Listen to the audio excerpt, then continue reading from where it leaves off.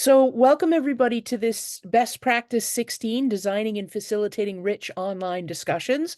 I'm thrilled to be joined by Ricky Ramirez, who's going to be talking to us as well about his experiences and how he's been successful with discussions in his class as well. Um, Before we get started, just remind me if I start going too fast, if I skip over anything, if you have questions, don't hesitate to stop me. We're a small enough group that we can just chat. And I definitely appreciate Branca and Laura being here to, just to support the team. And also maybe they'll answer some chat questions if they come up. So if you have questions or anything, you can pop them in the chat too. Let's jump in and get started. Ricky, do you want to give a quick intro for yourself? Yeah, hi everyone. I'm Ricky Ramirez. I'm an assistant professor in the OT department here at Rush, and I teach all of our mental health curricula in our doctorate program, as well as all of our content related to diversity, equity, and inclusion. And so I've been using discussion forums in my last 2 years here at Rush, and I think it's been an effective platform so far. Awesome. Thank you so, so much. And let me go ahead and share my screen. And hopefully you guys can see this. Just give me a thumbs up if you can see everything okay. Beauty, beauty. Um, my pretty little intro slide. Let's see. My first thought, what's your first thought when I say discussion forums, just generally speaking? Anybody? A lot of writing. A lot of writing, a lot of reading if you're a faculty member. Oh my God, I can't read all that stuff. There's too much. Mine is just simple. Mine's just ugh. It was until I got actually into them. And we're going to talk today about some of the biggest complaints people have, some expectations and guidelines, effective prompts, some examples, hopefully that might be a little applicable, monitoring and facilitating, encouraging participation, evaluation grading. And then I am, if we have time, going to touch a little bit on the role of AI. If we have time, we may not. Um, this is probably one of this is such a typical college online discussion board. And these are the posts that faculty members bring up to me and say, I just don't want to do discussion boards because this is what they sound like. And they're not wrong sometimes, but a lot of times that has to do with, yeah, post once, reply twice. Um, a lot of times this is exactly what we get, but sometimes that's based on how we present the questions too. So hopefully I'm going to be able to walk us through how not to get those responses. Just some of the, time, poor moderation. These are some of the myriad of things that I hear from students. They complain that it's hard to navigate, that there's no rules, that nobody's participating in it, but the students. Information overload. There's all kinds of reasons why students don't like them. But there again, a lot of times they don't like them because they've never participated in a fun or engaging discussion forum. So, and this is essentially just the same information, but a little bit more fleshed out. So hopefully what we get to today is a place where you can craft prompts that will eliminate these things before they start, or at least cut down on them somewhat. I think for me, I didn't put these in order, and I probably should have, but one of the ones that really stresses me out is when I see either on discussion forums that aren't really relevant in any way, or the worst one for me is when just faculty members don't participate in the discussions, and they're just basically asking their students to do mini research papers every week with citations and APA formatting, but then they don't really get any instructor feedback. They might get some student feedback, but chances are they're not getting as much of that as they would want anyway. Ricky, can you see anything that I've missed in any of these when I talk about the complaints or the negatives or I think one thing that I have noticed also among students is just like almost like a one and done type of thing. I know we yeah. talked about like the post once, reply twice, but like the conversation just ending right whenever the deadline is for those like two replies, right? And not really a continuation. You're right. They don't see it as a discussion. They don't think of it and conceptualize it as a discussion. They think it's another assignment, and that's where we have to change their minds. And that's where faculty participation really comes into play. Um, Essentially, the whole idea that we want to get to is that when you structure your discussions with really clear guidelines and facilitate rich discussion, you get what you're looking for. So some of those expectations and guidelines are, as simple as communicating your discussion requirements. What do you want them to do? Sometimes it's not enough to just put a line in the syllabus. Sometimes you actually have to, when you're meeting with your students for this first time, even if it's online, you send them out a welcome email, hopefully, and you talk about, what your expectations are in that discussion forum. Talk about what they're for. Why are you having a discussion? It's not just to fulfill a requirement, or at least I hope it's not. We all know that the HLC requires substantive discussion or substantive interaction. It's part of a federal requirement based on student aid and tuition and all that. One of the things that the HLC will look at is, are you having discussion forums? Are you participating in those discussion forums? So if you just explain what the goals are, that they're actually a great way to help people learn, you're more likely to get buy-in from the students. And there again, the more you model the behavior that you're looking for, the more you're going to get responses back that you're looking for. Um, and that means that you need to be the pinnacle of etiquette, of course, we know that. But it also can mean things like asking for student feedback. I've had, in fact, Paula Joe, I think you're the one that does this more than, not to put you on the spot, but you regularly ask students for feedback on the discussions, don't you? Always, always, always, always. Yes. And what Yeah. does that look like when you do that? What do you ask them and what do they give you back? Not to put you on the spot. I don't want, if you can decline to answer if you choose. No, it's fine. Yeah, because I use discussions very heavily in all my courses. And so I do ask them about their participation and just, how they think it's going and things like that. And students do see it as an assignment. I never thought of it that way, Peg, until you said it, but they do see it as an assignment and not always as a ongoing discussion. I do have students who, once they've done their postings or whatever, they don't respond, and then by Thursday they're done and they're supposed to be continuing through Saturday or something like that. But I do ask for a lot of feedback from the students on the quality of the discussions and stuff, and they're very open and honest about giving Yeah, that that to was me. my next question. If they're honest with you, when do they tell you what they like and what they don't like? Oh, absolutely, yeah, my Yeah. students do. And that brings me to my next point, because that I'm, being open and willing to adjust, how many of us have had to adjust midstream and pivot and do something different? Um, have you had to do that? And Ricky, I'd ask, and anybody can reply to this one, but have any of you had to adjust your approach to discussion forums? I will just add, I have, because I've had students in the first quarter, in the first term of the program, and they're very nervous about the expectations.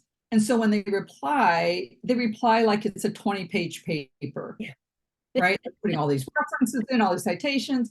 And so I've actually had other students who've been in the program maybe a year. They will privately email me and say, you know what, these are really too long. I'm not even, they lost me in the first sentence, kind of a thing. And so then I do adjust, and I will clarify that in the instructions for that Hmm. week. I will say short answers only, no Yeah, good. citations necessary. Want your opinion, not what is cited in a journal. I will actually say that, and that's how I've had to adjust. That's so good that you're willing to do that and you're able to do that. Ricky, how about you? Have you adjusted in your time? Yeah, kind of more building off of that, right? I feel like a lot of students are always curious and may misinterpret some of the requirements at times, or maybe we're not doing the best job at communicating those as well. And so some ways I've had to pivot is just honestly providing like a sample of like, this is my response, like, kind of like how you're saying, like modeling that behavior. Right. And one of the things that always comes up when I'm talking to people about discussion forums is that they think that they have to respond. I tell them they have to participate in, or I suggest strongly, I don't tell them that they have to. I suggest, I encourage, I implore people to participate in discussion forums, because quite honestly, I feel like if you're not participating as a faculty member, it is an assignment, and basically the student is just talking to the wall because they're not getting feedback from you, the faculty member. That being said, I've had several faculty then say to me, well, come on, I can't respond to every single post. And no, no, no, no, no, no, no, because you can be too much in the discussion forums as well. That's another thing to think about, right? Because sometimes we're in there too much and the students hold back on responding because they know that we as the instructors are going to pounce in there and respond right back to them, and they don't want to have that kind of attention. They're like, no, don't look at me. And so it's sometimes it's better to hold back. What I do each week is I do a recap of all of the discussion. I'll scan through it and I'll pick out salient points from Bob and salient points from Susie and whatnot, and I'll just pull out and I'll tease those things out, and I'll say I'll have a recap of the whole discussion, and I'll praise those people that have brought out really good points. But I'll also, I'll suggest gently that, hey, maybe, next week, let's make sure that we talk about this, and maybe people can post about that. And I put it all into a framework at the end via an announcement or a recap discussion post. And that's really helpful for the students because then they feel like they've been heard, number one, but they also feel like I'm listening, which is that's what they want. They want me, the instructor, to be paying attention to them. Um, and Barbara, we don't have to care if they're reading it or not. That's one of those things that They do care. I And know, I know, I do too. and I I mean, was the other thing is like, if we're answering, I answer them individually. So are you saying to do both individual and I'm the saying same? you don't have to do individual posts to everyone, right? So you can. There's no, I mean, but you don't have to. And a lot of times, that's one of the biggest complaints I hear about faculty about discussion boards, right? Is that they're too involved and there's too much, it takes too much time to respond to everybody. So if that is an issue for you, you don't have to respond to every single person. You can respond to a group of people. You can respond in a recap. You can respond in the next video as you're introducing your week, right? Because sometimes I'll do a video and I'll introduce my week and I'll reflect back on what we talked about last week. I'll say, oh yeah, as we were talking in the discussion forum last week, this, that, and the other thing, we're going to apply that this week by talking about it in this way. And so I just sort of twist flip the matrix just one more segment over so that they're looking at things from yet another perspective. Because you can talk about the same thing every single week from a different angle in some classes, right? And then in Right. other classes, you're moving through and you're talking about completely unrelated or seemingly unrelated things from week to week to week. And it's only at the end that they all tie together. And this is exactly the same principle. Does that make sense? Does that help at all? Yes, it does. Thank you. And honestly, I am so impressed that you do take the time to respond, because that is, in my experience, the most important thing with discussions, is that faculty presence. Um, we are in culinary school, everybody looks up to the people with tall hats, right? The chefs in the group. Yes, chef. And yes, chef, no chef, and I'm sorry, chef. Those are the three acceptable answers in culinary school. And so it's the same thing in any elite program, right? You guys are the ones that they're trying to impress. And so by definition, you're needed, you're wanted, sometimes to the point of distress. Um, some Talking about some discussion prompts. Let's talk about what works and what doesn't. Certainly, open-ended prompts are the best way. I haven't seen too many people using the yes/no format, which is great. But you want to do things like analyze the implications of, compare and contrast this approach to that approach. What are the key ethical considerations of this argument? And, how would you approach solving this problem? Or my very favorite is tying it to the course problem and using both an open-ended question with tying it to course content and saying, how does what we talked about this week in our class help you to resolve the issue that we're talking about this week in class? Because remember, all through your course, you're trying to weave that thread and tell a story so that they carry it with them further than your class. The goal is that they tuck these pieces of information away forever and have them you know, at their fingertips when they need them in their careers. And this is one of the ways you can do that. Any thoughts up until this point? I see there's a comment in a couple of comments, so actually. Oh, is this you, Laura, that keeps a spreadsheet?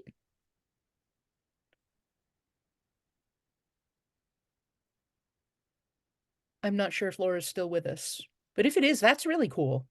That's much more detailed than I do. I tend to be a bit lenient, and maybe I shouldn't be.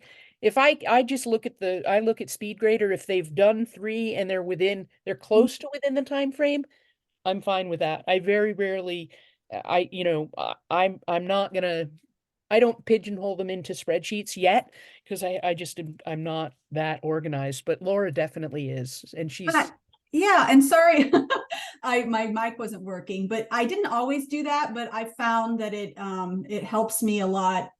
It's since helped me a lot to keep track of those students who I reply to, and it makes it much less burdensome than having to feel like I have to respond to all posts. That way, each student can get a response at least once during the course duration. And then I can also track engagement like on my own as well. So I found it really helpful and a great time management tool. you don't happen to have a spreadsheet template I could borrow, do you? Oh, I just make up my own. So essentially I just drop in the student names. I pick columns for each week. And then I just Okay. put in a check mark when I've responded to that student and for that week's discussion. So Love it. for the following week, I just make sure I pick another student or another group of students who I haven't responded to yet. Love that. Thank you for sharing that. Does anybody else sure. have any tips or tricks or favorite discussion prompts that they like to use? I would just add that sometimes instead of there's always a prompt, but sometimes I actually do include an activity. So I have them, have to go out on the web and do something, and then they have to bring it back and put it into the discussion. Or I just had my students, I teach curriculum and instruction, and they had to do the teaching profile inventory, which is out on the web. And then they had to give me post the results and explain, like, did it surprise them? What did it say about them? How would they like to change it? And so sometimes it helps if you just give them something else to do rather than just respond to a question. Yeah, the read this, write that scenario is just not, it's painful. It's painful for you as faculty.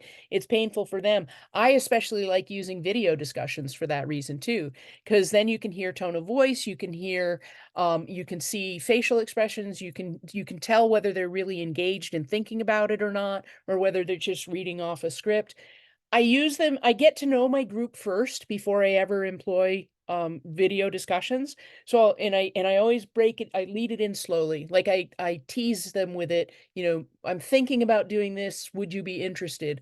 I'll even send out a poll to make sure that nobody is completely not willing to do it before I assign a video discussion, because I don't want to embarrass anybody, and I don't want to give anybody a panic attack because maybe their background isn't what they would think their neighbors would be. But nowadays with Zoom and all these other tools, that's not as much of an issue because you can always use a backdrop. I'm not really sitting on the cliffs of Brittany. I mean, I might look like I am, but I'm not. So I try to balance the needs of the students and the social drivers along with my needs as an instructor to bring them out and give them exciting and fun things to talk about and do. Anybody else want to share? Ricky, do you have any prompts that you use or techniques that you use? I think you've hit on all of them. Cool. Love that. And then the last one here that I note is to build on previous discussions. All too often, I think you mentioned this earlier, we're one and done. And all too often that happens. Really, the discussions should be weaving a thread, as I said earlier a few minutes ago. Use things like in our last discussion, we talked about this, that, and the other thing. This applies this week because of yada, yada, yada. Those connections that you're making are what make the class make sense to the students. So don't ever forget to do that kind of thing. Two biggest points of advice I have: make it real and be curious, and especially be curious. There's nothing more interesting than working with a facilitator who's actually actively interested in you as a student. right? So if just find something to ask them about, to try to draw them out. You have such a deep understanding of your subject matter that you can take your subject matter and look at things so many different angles than what they have. They're kind of one-dimensional at this point because they're students, maybe two or three-dimensional, whereas you guys have the whole picture. And so anytime you can give that to them, you're presenting them with a model to follow in terms of their own lifelong learning strategy, but you're also giving them an opportunity uh, to respond to that curiosity, which by definition makes it, people are always happier when they're talking about themselves because they tend to know what they want to say. Um, and then, of course, making it real, things like, applying it to your workplace, reflecting on a past experience. What did you learn from that experience? What insights have you gained? Those are all questions that are going to make them think and reflect and develop those critical thinking skills that we need them to. And most importantly, I argue all the time that as teachers, we need to be inspiring students. We need to be showing them how fun this can be. We're not doing this because we have to. We're doing this because we love it, or at least that's the theory, right? So we have to do whatever it takes for them to see that we actually do love this, and if, even in a discussion forum.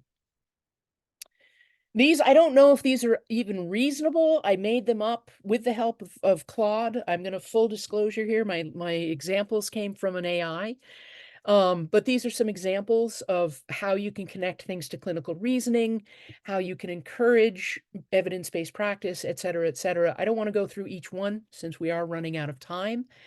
And then when I want to spend more time on monitoring and facilitating as opposed to examples.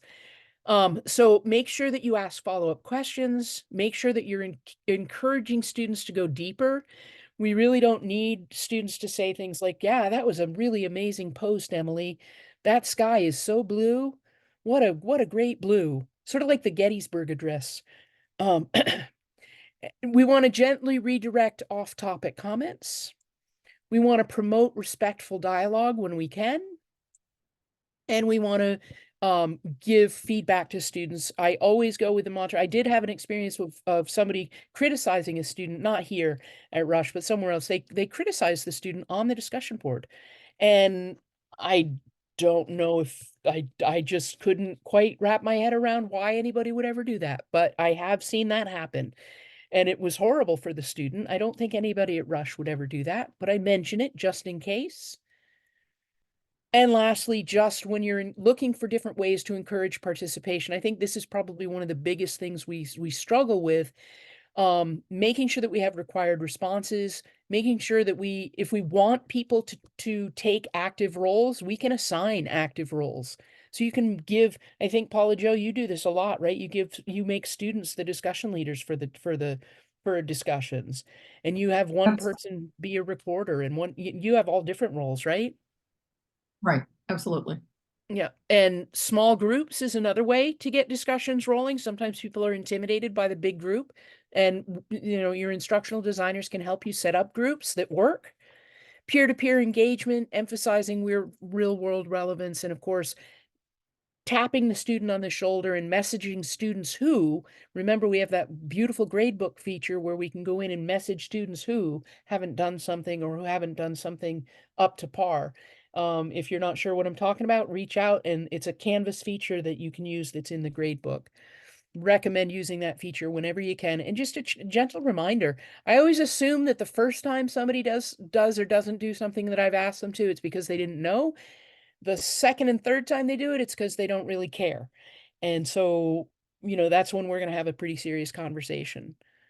And Paula Jo says, I'm cautious about asking for list type responses that are definitive. Yes, students tend to repeat others and then hit ends. Yes, exactly.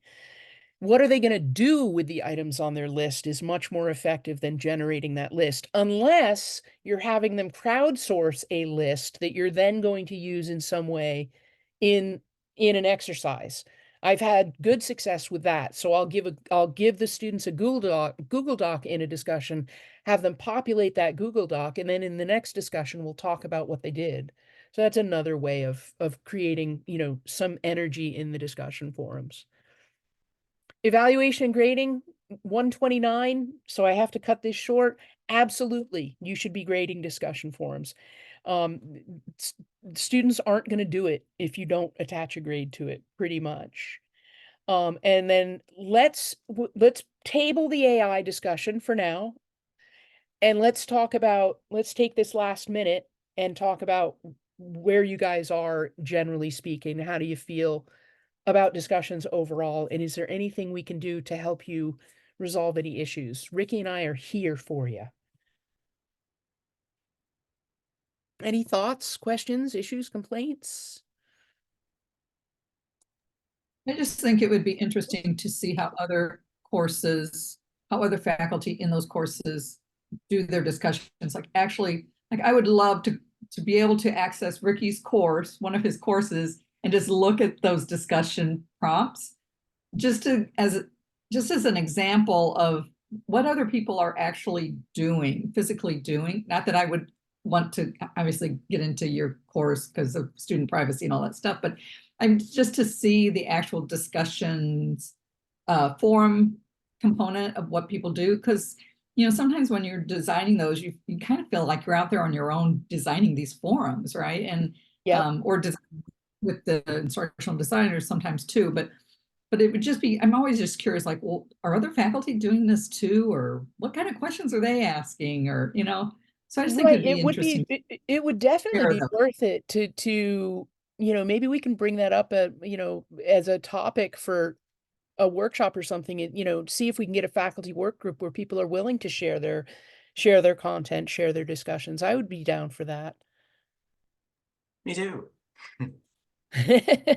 Yeah, I get inspiration all the time from looking at other people's work and that's, I'm not stealing anything. I just want to know what they're doing and see if it's cooler than what I'm doing. And can we share? Can we, can I capitalize on how well you're doing, and I'll share what I have with you. I think there's a lot of room for that amongst faculty members, and the more we can build that kind of camaraderie and sharing environment, the more the faculty themselves will gain from it. Most faculty members that I've met are very willing to share. They just don't think of it or don't have an avenue to do so. And I think to do it across programs is really another interesting thing to do too. So I'm sure the OT faculty maybe get together at some point. They talk about this form or that form and what they're doing in their courses, but it would just kind of be to go outside your program and talk to other faculty that are doing the same or something. Yep, absolutely. Catherine, you've been awfully quiet. What are you thinking about? Yeah, no, I think this is very helpful because I agree. A lot of the discussions are, I agree with you, but aren't actually contributing on a deep level to the discussion. Exactly. They don't quite know what else to say. And part of our role as facilitators is to model that and to help them learn not only about, it's not just a checkbox to tick off, right? But it's about this is another way of communicating what you know to other people. And you need to be able to do that in your professional career as well. So, this is not just an exercise. Laura, what do you got?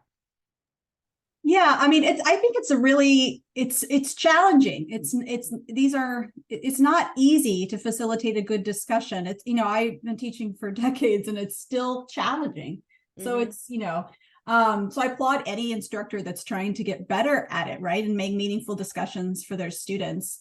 One thing I've found to be successful is, if students don't know how to respond, first, like Ricky has already suggested, which is a great suggestion, provide them a model, show them some good examples. Also, the 3CQ method, if you guys are familiar with that, is a nice kind of framework to, and I can grab a link, unless Peg looks like you're already looking for one. I am. I believe it was developed at the K through 12 level, if I'm not mistaken. But it's essentially 3 C's in a Q that stands for Where is it? Where is it? Here, I got it right here. Compliment, comment, connect, and question. So, first you start off with saying, that was so great. I really liked how you did this. Make a connection between something else someone else said or you said, and then ask a question, because then it pushes discussion forward. So if students really don't know exactly what to do, you can say, why don't you try this method? And it can help those, if they're struggling to figure out, just how to respond, period. Yeah, this is actually, I'm going to put this article. I didn't see this article prior, but it's a good one. And it has some nice summary information. I'll put it in the chat for y'all. And it does talk about assigning different roles, having them take on a different persona. That's a really fun one. I had forgotten about doing that. Have them act as if. So pretend that you were a 1920s detective with limited technology and you have to diagnose blah. Just have them take on a role of someone else. And that, believe it or not, that eliminates some of their fear of being wrong. And that's the biggest reason why students don't like discussion boards, because they're actually, they're putting themselves out there and they're going to be judged by what they say. So that's why you get the 20-page dissertations, because they don't want to be wrong. What else do they have to say in this article? Let them take ownership. We've talked about that. And I liked this compliment, comment, connection, question. That's really helpful, Laura. Thank you. It is 1:36. I've technically gone over. Do you guys have any other questions, comments, issues, complaints? Or we can wrap it up. I'm happy to stay on. I mean, I don't have anything to do other than work with y'all. So I'm happy to stay on and continue chatting if you want to, but I think we should officially conclude the recording. Essentially, if you want to give me feedback, here's a feedback form here. There's a link here as well. Let me put that in the chat. So you can do any feedback you want to there. I can't thank Ricky enough for volunteering of his own accord to help us with this workshop and be an available presence for us. It's always great when we have faculty sharing their perspectives, because honestly, you guys are in the trenches. You know what you're dealing with more than we do even. And so it's just always great to have faculty present with us on these workshops.